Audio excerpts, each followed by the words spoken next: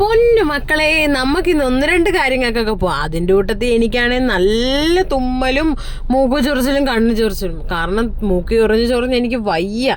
എനിക്കാണെങ്കിൽ പൊടി അലർജി. ഇന്നാണെങ്കിൽ സോനുവിനെയും നന്ദുവിനെയും ഞാൻ കൂട്ടിയിട്ടും ഇല്ല. ഞാൻ നേരെ ഒരു എക്സാം എഴുതിയിട്ടുണ്ടായിരുന്നു. അതിൻ്റെ റിസൾട്ട് എന്തൊക്കെയാണെന്ന് നോക്കാൻ പോയി. പക്ഷെ സൈറ്റ് ഓപ്പൺ ആയില്ല.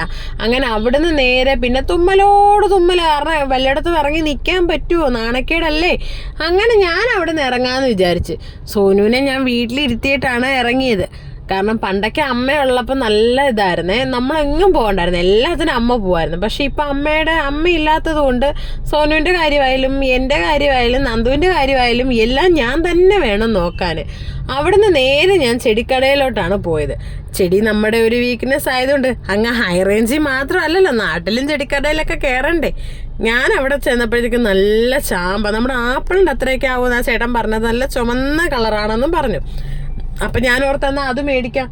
അതും മേടിച്ച് നമുക്ക് നല്ല റോസാപ്പൂ കണ്ടപ്പോൾ എനിക്ക് വെള്ള കളർ റോസയിലായിരുന്നു. അങ്ങനെ അതും മേടിച്ചൊരു ചായയും കുടിച്ച് വീട്ടിൽ വന്നു. അപ്പം ഇത്രയേ ഉള്ളൂ. ബായ്.